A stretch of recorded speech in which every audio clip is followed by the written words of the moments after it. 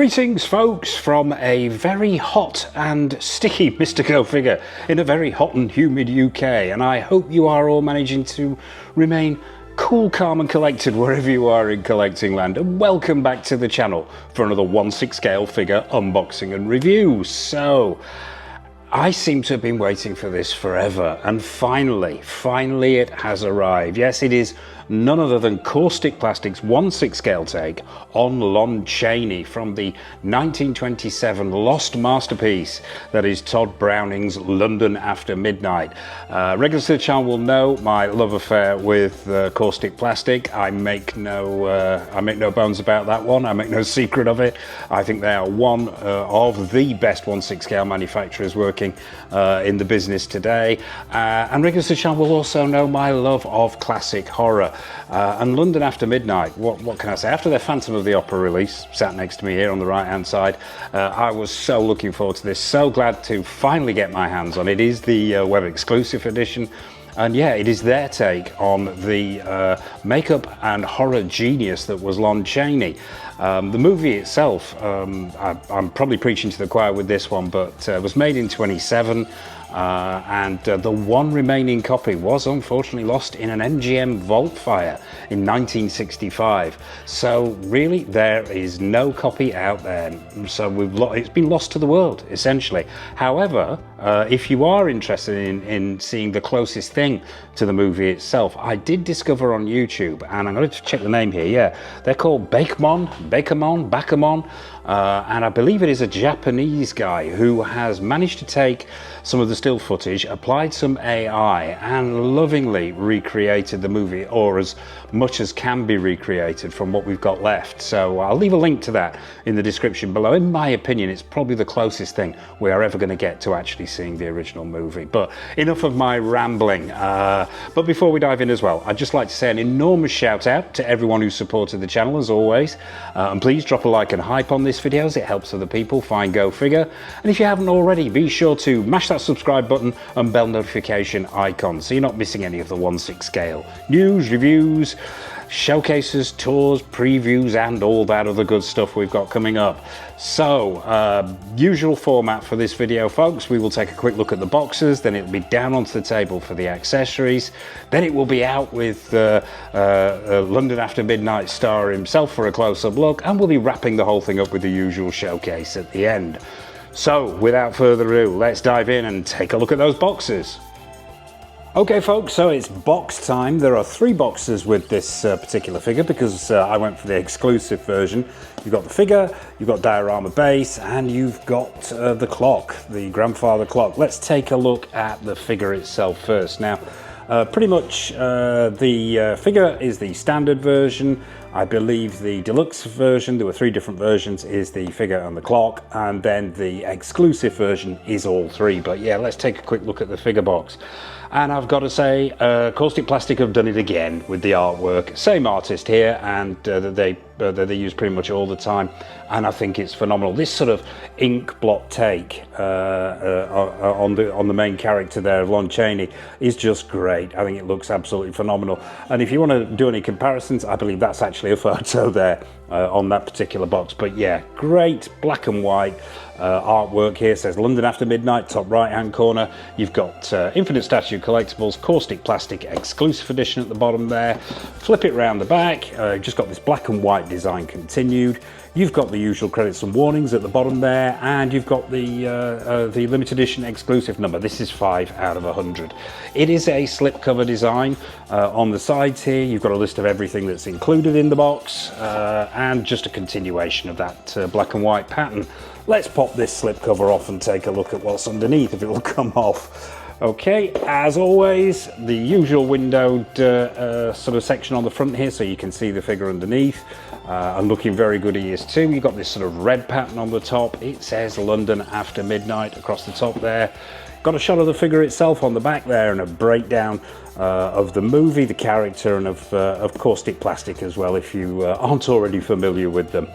Logo on the left and right, as on the bottom as well there, if we can get that the right way around. And that's the figure box. So let's pop that to one side.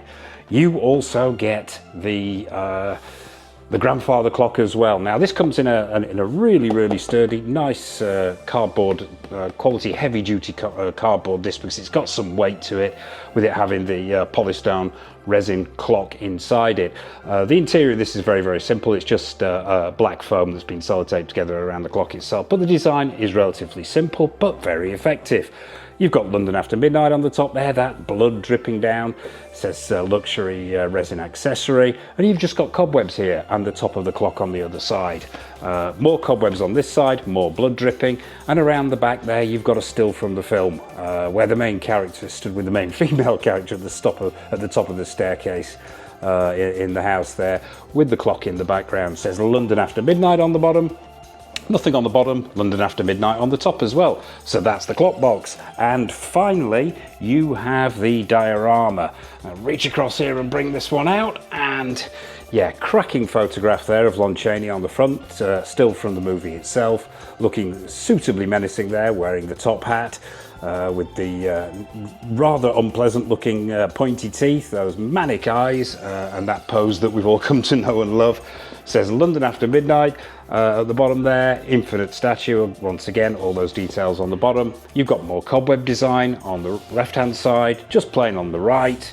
Around the back you've got a shot of the diorama, the stair diorama with the clock and some more cobwebs. So yeah, really nicely packaged as always from Kaustic Plastik, and that face that really has influenced horror over the years. We can see echoes of this now in modern movies, this horrendous image of Lon Chaney there. So that's the boxes, folks. So without further ado, let's crack them all open, dive down onto the table and have a look at all the bits and pieces that you get with Kaustic Plastiks London After Midnight figure.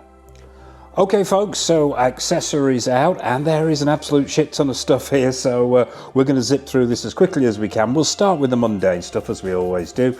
You get the usual Kaustic Plastik thank you note for buying from them, which is nice to see. You get the little art card, which also doubles as sort of a thank you note as well there, and it's got a list of everybody involved. It's a continuation of the artwork from the figure box itself, and nice little addition. I do like these sort of postcard thingies. You also get this set of carded instructions on how to change the button cell batteries in the light up lamp. Now, regular channel will know my loathing and detesting for button cell batteries. I absolutely hate them, but to pay Kaustic Plastik their dues, they've included two in the lamp itself, so it's good to go straight out of the box. So you only need these when replacing them. But on the flip side of that card, you've also got instructions on how to use the separate eyeball rolling system, how to remove the hat, the hairpiece, and so on, so you can access it. What else do you get? Let's start with the hands, actually. Let's dive in with the hands. You know Mr. Go Figure and his hand thing. And particularly figures like this, the hands need to be absolutely spot on. And first impressions, at least anyway, they haven't let us down here, KP. They've hit another home run in my opinion. There's a pair on the figure that we'll take a look at when we bring them out, so that makes 4 pairs of hands in total. Let's grab a couple at random. Let's start with the infamous pointing finger and take a close-up look at the details here. And obviously skin colour is always going to be an issue here, because at the end of the day the movie was black and white, so we can't really gauge that. But I think as a guesstimate of skin tones, I think Kaustic Plastik have done a phenomenal job here. The skin itself looks suitably lifelike, and as I always bang on about in my review videos, I think Kaustic Plastik do some of the best hands and forearms in the game. You can quote me on that, but yeah. Knuckles, really good. Vascularity is there, as you can see. The bone work is excellent. You've got a rending to the knuckles, and those cuticles on those fingernails, those fingernails themselves. I hope the light is catching this. I'm going to try and get this in. I hope the camera will focus. Let's see if we can get the camera to focus on those fingernails. I think they are phenomenal. I could just look at these all day, but I'm strange. So yeah, that's the pointing hand. Let's grab another couple at random here. We've got the sort of menacing hand, and it's exactly the same. Yeah, it's the same story here, the same high quality. You've got creasing in the palms there. Paint applications are great, and the way these hands have been done, which is really nice to see, with the wrist peg attaching in slightly further into the wrist itself, you're going to have no visible wrist joint, which is phenomenal. So yeah, those are the hands. Let's pop those to one side. What else do you get? Well, talking of hands, you get a plethora of replacement wrist pegs here, and it's great to see not just one, but we're getting 4 here. Not that I have ever had a wrist peg snap on me on a Kaustic Plastik figure, but just the fact that they include 4 replacements, I think is props to Kaustic Plastik for that one. Let's take a look at the base. This is the standard issue base, comes with the with all 3 versions, the regular, the standard, the deluxe and the exclusive, and it is the usual Kaustic Plastik base that we know and love. Circular hollow plastic, you've got some feet, foam feet on the bottom, great to see. It says Action Deluxe Figure, Infinite Statue, Kaustic Plastik, usual suspects on the bottom. You have the usual round sticker on the front, on the top there, but these aren't, how can I describe this? These, if you're new to Kaustic Plastik, I always think the quality of the stickers on top of here it's more like an inlay than a sticker. Often with the third-party figures and some licensed figures, you'll find a cheap sticker on the top which peels off over time. Not with these. I found these to be great, and it's just sort of this almost like a stone pattern, I'm assuming, to replicate the house, the house that's become a little bit tumbled down in the movie itself. And on the front there, in gold, done in plastic, but it always looks like metal to me, it says London After Midnight in the font used from the movie. So yeah, magnetic, and there are magnets in the feet of the figure itself. So yeah, that's the standard issue base. Let's take a look at that lamp that we mentioned. Really like this. The attention to detail here is great. I hope the light is picking this up. It is sculpted plastic, but it does look and feel, to all intents and purposes, like weathered metal. And just really, really nicely done. You've got this handle at the top there. You've got red paint applications, silver, some sort of bronzy browny colours as well, just to replicate damage and wear over time. Then inside there you've got an LED light, and you've got the glass section itself. Little button on the bottom there. Just give that a click with your thumbnail there or a fingernail, and the thing will light up. And it's very nice and bright as well. Considering the brightness of the white LED as we're using to shoot this accessory section, I think that is super bright. I'm not one for light up features, a massive one in my 6 scale figures, as regulars will know, but I do like this. It's suitably bright, and I think it will be suitably eerie. To replace that battery as well, you simply unscrew those 3 Phillips head screws there, pop in your new batteries, the button cell batteries that I loathe and detest, and you're good to go again. So that's the lamp. Let's take a look at the spider web. You get a packet of spider's web here. Now this actually looks like a cotton material. I'm not sure how this is going to work because it looks like it needs shredding, so I'm assuming you just use your hands there, or maybe some tweezers, shred that up and decorate the clock that we're going to take a look at with it. So spider's web. You also get I'm trying to remember the name of what this is. Is it the pendulum? Let's call it the pendulum. It's the pendulum for the clock itself. This comes separately. I'm assuming so it doesn't get damaged with knocking around inside the clock. But made of resin as well. This yeah, simply slots into there. But we'll take a look at that. So let's take a look at the clock while we're here now. This is a hefty piece, this, made out of resin, as I mentioned, and I think they've done a cracking job here, Kaustic Plastik. I think this is very, very good indeed. As I say, it's got some weight and size to it, so you're going to need some space in the display, you're going to need a bit of acreage, but overall, cracking job here. It looks, to all intents and purposes, like wood. Those paint applications are great. There's weathering on here. If you can see this sort of silver dry brushing to give that wood a weathered look, almost like a dusty feel to it. The intricacy of the carving is great. That clock face is on point, really like that. And just overall, I think they've done a phenomenal job here. As with all Kaustic Plastik diorama pieces, I have never had any issues, and I think this is just great. What really stands out to me is how they have aged this resin to look like old wood. I think it's a cracking job.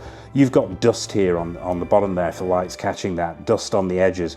Maybe even it could just be wood wear, or where the veneer has come off the wood over time. I just think it works, and works exceptionally well. The intricacy of the design, the clock face itself, all great. So that is the clock. As we mentioned before, actually, we'll pop the pendulum in. If the camera's catching it, little hole at the top there, you simply slot the pendulum in like that, and you are good to go. So pendulum in clock.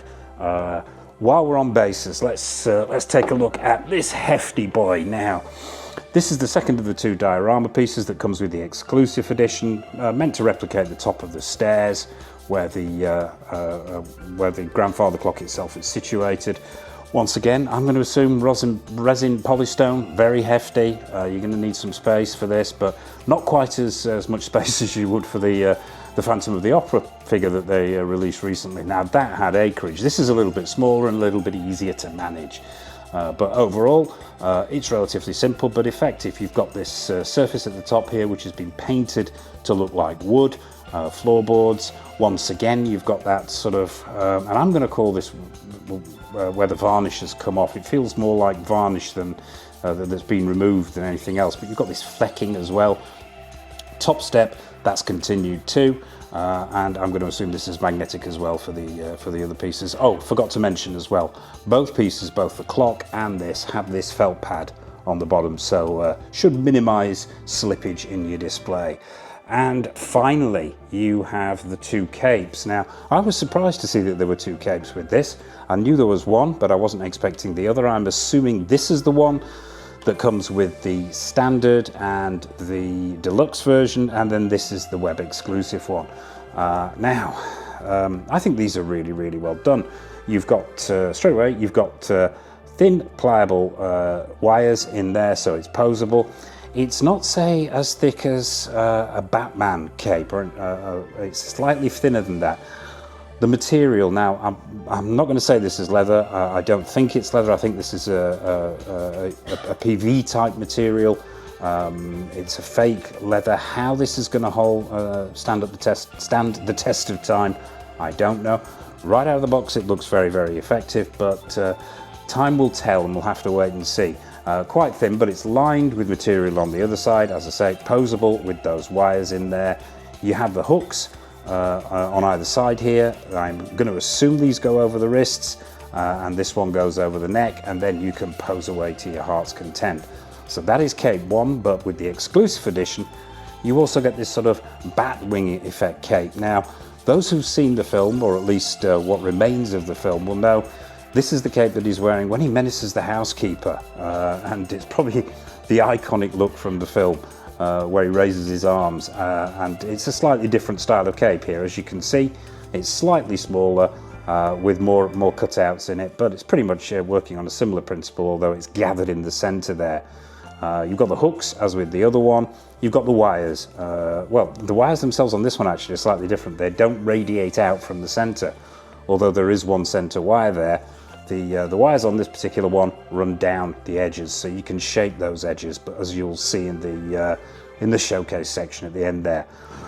Excuse me. So that's the capes, and that's about all for the accessories, bar a couple of things actually worth mentioning before we move on to the figure itself. Just need to bring this in. Now, when you open up the standard figure itself, you've got this slipcover design on the inside, and they've given us this backdrop. Now, Mr. Go Figure, as you will know, is not a huge one for backdrops in his display. However, if he was, he would most certainly use this one. I think it's great. It's just one of those simple card displays that slides out, but it's one of the original movie posters, and I just think it looks absolutely on point. So yeah, props to Kaustic Plastik for that one. And also as well, you get the usual web exclusive t-shirt, not taken out of the bag this one. But the artwork on the front replicates the artwork on both of the boxes. Says London After Midnight there, and a great inclusion. I have a collection of Kaustic Plastik t-shirts. So that is the accessories, folks. So without further ado, let's bring out the main event. Let's get Lon Chaney out of the box, onto the diorama, and have a close-up look at him. Okay folks, so here he is, the man in the beaver hat, straight out of the box, straight onto the stand. I have done nothing with this figure. I haven't fussed it, I haven't posed it, done nothing with the hair. This is how he comes out of the box, so we can get a first impressions. And I've got to say, first impressions are excellent. I can breathe a sigh of relief. Kaustic Plastik have yet to drop the ball, and they most certainly haven't done here by the looks of things. But let's get up close and personal with him. Let's get him off that stand and get him front and centre and take a close-up look. Let's start with the feet now. Sculpted plastic shoes, relatively simple here. The laces are sculpted as well. There is some weathering on here, but the sculpting is very good. You've got the stitch work going on in there. Nothing of note on the soles, but on the whole, relatively simple, but relatively well done. No socks. I was a little bit disappointed with that one. That's my first time seeing that. No socks, but these trousers are very long, and I can't really see ever having him in a pose where his trousers with the pants would ride up, so those socks would be visible. Not one for massively dynamic posing. However, it would have been nice to see them, but let's move up. Let's take a look at the actual suit itself. Now, there are multiple layers going on here, but we'll try and open this up so we can see the suit itself. Now, I've got to say, the suit looks very, very screen accurate, and the tailoring. Now, we need to talk tailoring here. Straight away, the first thing that strikes me is the quality of the cotton in this suit. It is a thick cotton. It's not super thin. It's got weight to it. It's a relatively simple design.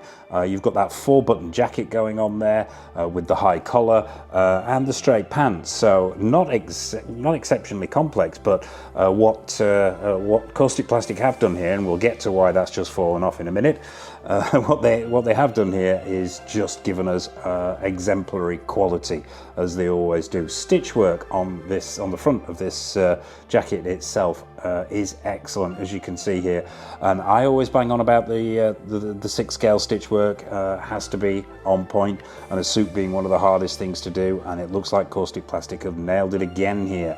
Doesn't feel like there's any padding on this figure. So body has been specifically made for it. You've got some weight to this figure as well. It feels hefty. It doesn't feel cheap in any way, shape or form.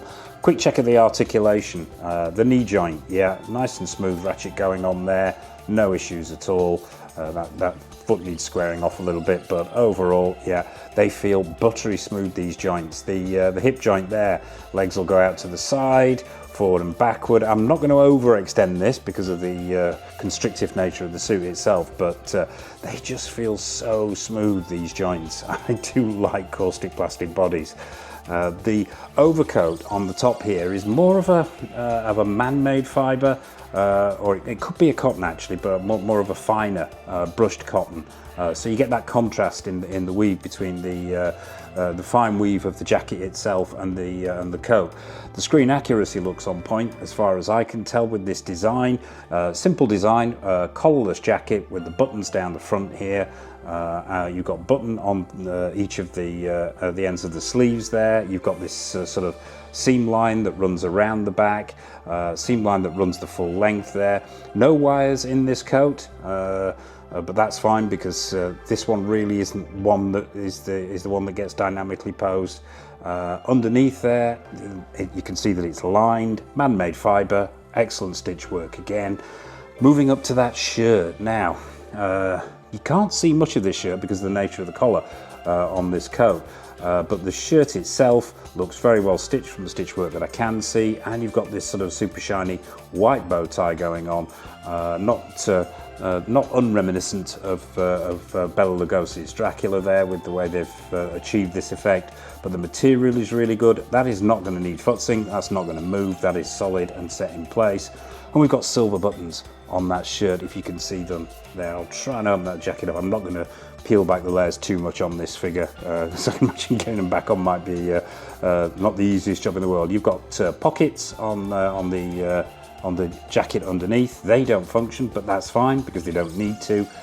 Up to the head sculpt itself. Well, let's just check the articulation on these arms. And these are the other hands as well, by the way, the ones that we didn't look at in the accessories section. And as you can see, they are of the same high quality, reddening on the knuckles, vascularity, all present and correct. So, head sculpt now. As I mentioned, haven't futzed this hair. I probably will be futzing it a little bit because I'd like it to be a little bit wilder. Straight out of the box, it's a little bit flat, but that's because it's been wrapped in plastic.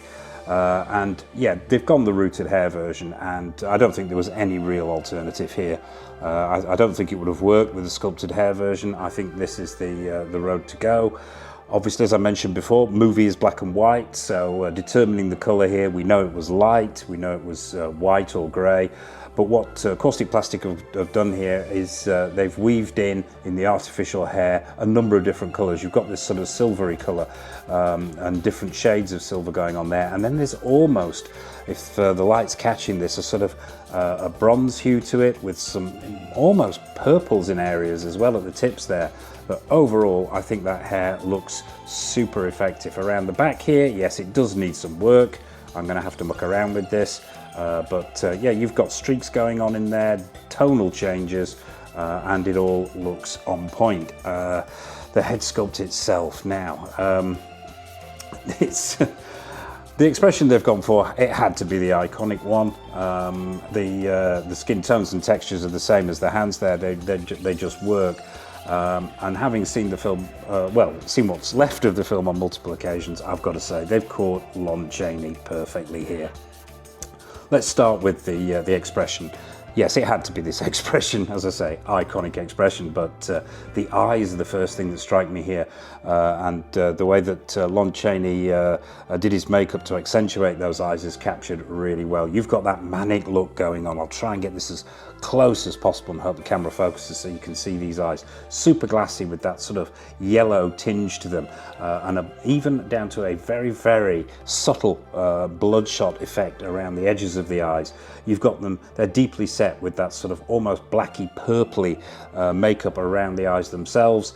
The skin tones with the crow's feet by the eyes there. The sculpt is absolutely nailed on as far as I can tell there. The mouth, let's talk the mouth now.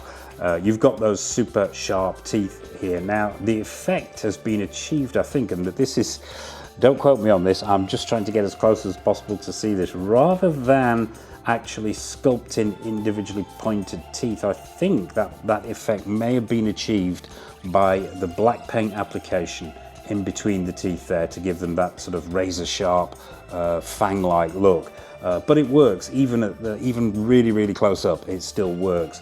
The grimace, the smile on point, the lines around the mouth, the wet look blood application running down either side of the mouth, I really do like.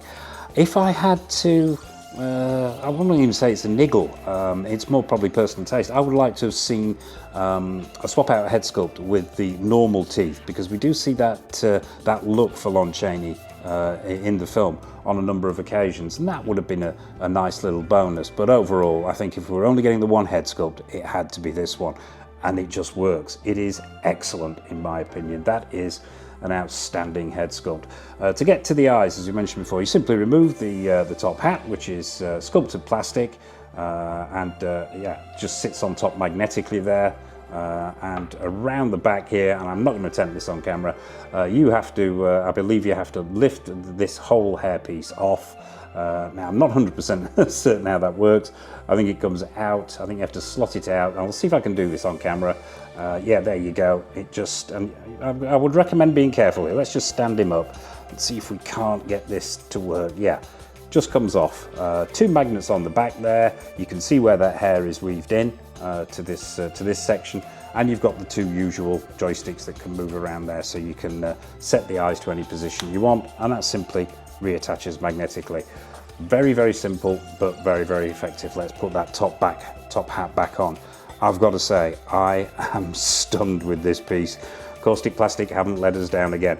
Just a quick word before we go in for a final verdict on this guy, on this sort of mini cape that goes over his shoulders. Now, this isn't in any way fitted. There are no sleeves on this.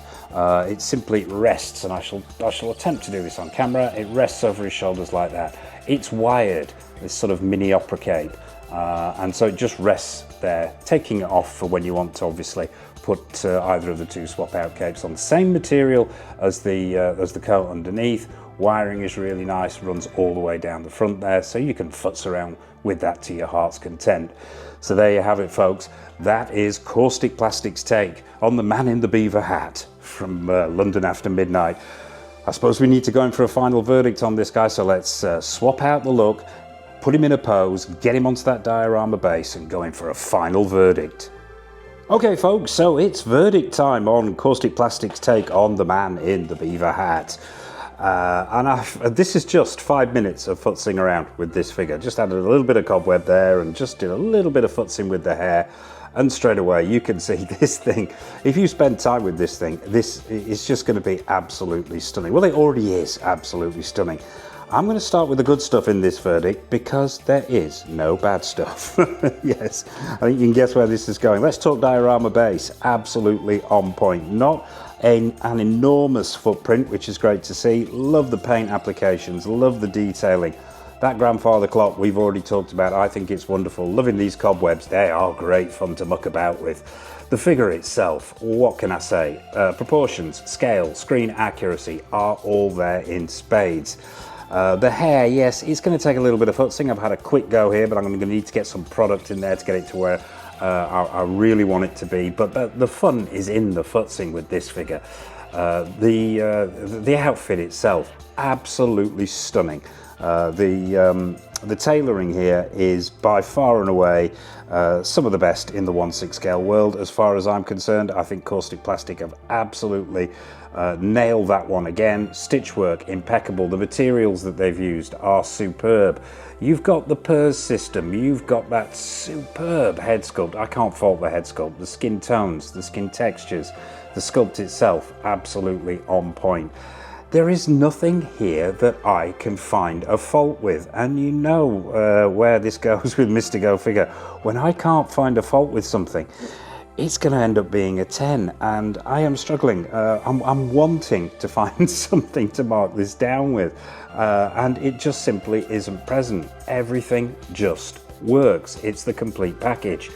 If you are a fan of Kaustic Plastik, if you are a fan of classic horror, a fan of Lon Chaney, a fan of this lost movie, then really this is an absolute must for any collector. I think it is simply stunning.